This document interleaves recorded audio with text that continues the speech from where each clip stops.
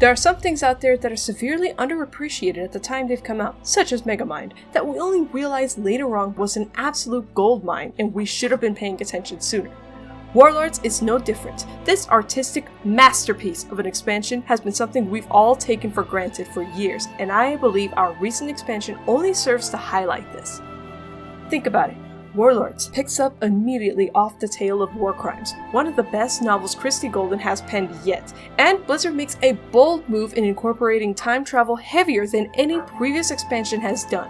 You thought Caverns of Time was cool? Warlord says, hold my beer, and splits open a new timeline, allowing us a glimpse into the idea of what would have become of the orcs had they never drank the demon blood. A question long asked by fans of orcs and the Horde.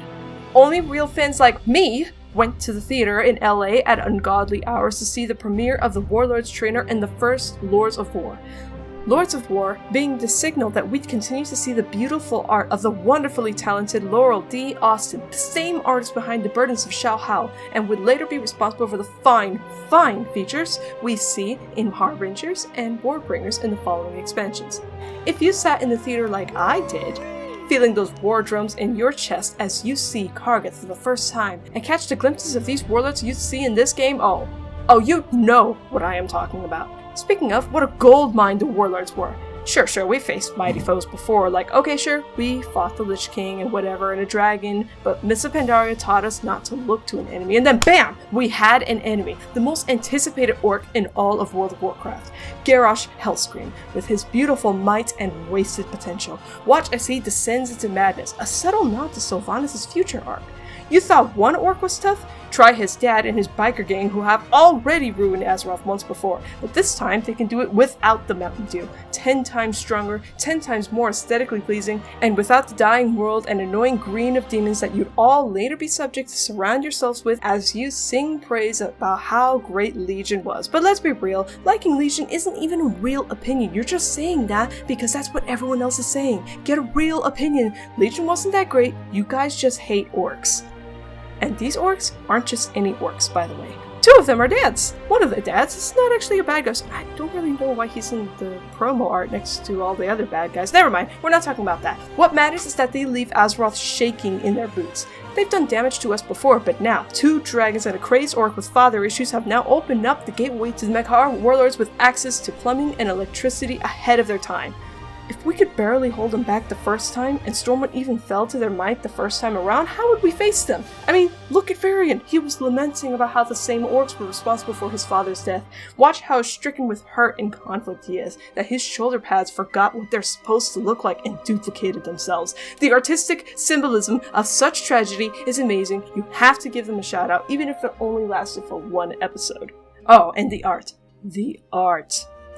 All you guys were so busy hooting and hollering about how Wrath of the Lich King and Legion were the best of WoW, but that's because you guys had played your games with your eyes glued to your action bars and stupid add-ons that you didn't get to see the gorgeous scenery around you. I mean, I could go off already about the Lords of War alone and how Laurel Austin deserves to have the world at her feet, but we're missing critical things. This expansion, we got to watch as our graphics got updated to intense qualities. Watch as your character goes from fucking polygons to something completely unrecognizable and bouncy movie. The immersion has never been better since grass physics. The skyboxes have given me incentive to stay inside because the game is just prettier than real life. The scenery and designs are stunning. It makes you glad that once you hit 90, you're trapped in Draenor for the next 10 levels, not able to leave and also not able to fly, so you're forced to embrace your beautiful environment. Some of you have never sat down and really truly looked at Gorgon for its beauty, and it shows. Orc players, your time was here to shine. New voices were added for literally no reason, so if you love the classic voice actor for your character, it is now being slowly replaced by unreasonably savage screeching every time you stub your toe. That's orcs, baby. Thralls balls! Oh, and all of you who are complaining about Worgen and Goblins not getting updated at the same time, don't even kid yourselves. None of you actually play those characters anyways. God, could you imagine playing a walking dog?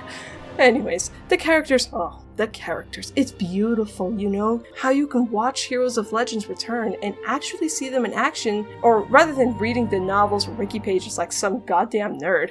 Unsubscribe to Nobel87 right now because Warlords of Draenor gives you everything you need to know about Orcish history and legends. In this timeline, Jordan has blue eyes. Did you know he actually has brown eyes in our timeline? Whack! That's what we're talking about. You even get to see double villains. If that seemed confusing, well, I have two good news. One, shut up. You don't actually play Alliance. You're just saying that for clout. And two, that villain died anyways or something. I don't really know what happened. I don't play Alliance because God, that's so stupid. Could you imagine playing Alliance?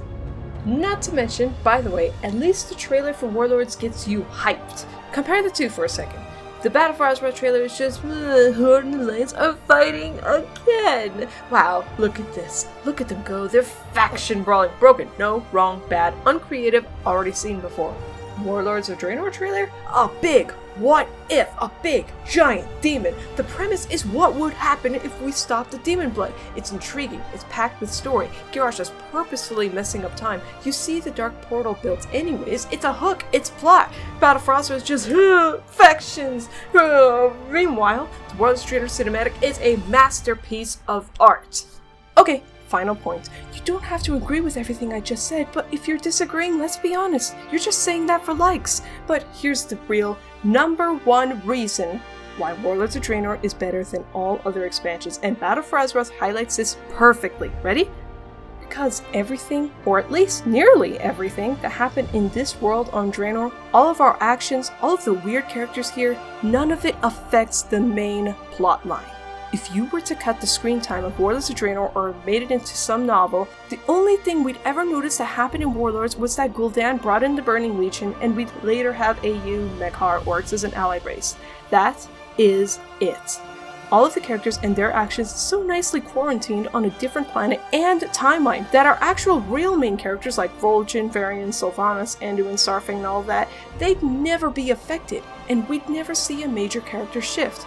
No one ever left Warlords of Draenor yelling about how people like Sylvanas acted out of character and weird and doesn't make sense, and nope, we watched some orcs go ham, but even if none of what they did made sense, it doesn't matter because it's on a different timeline. Everything is so contained that you walk away from Warlords of Draenor thinking, that was interesting, and take a selfie with your new selfie camera, the greatest addition to World of Warcraft history, which, by the way, came out in Warlords of Draenor.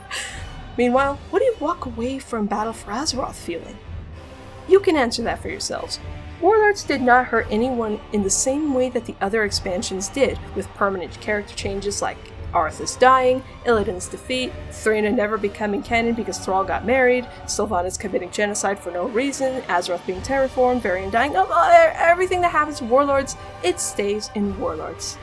And that, my friends, is why Warlords of Draenor is the best expansion out of all of them. This video was sponsored by Raid Shadowlands.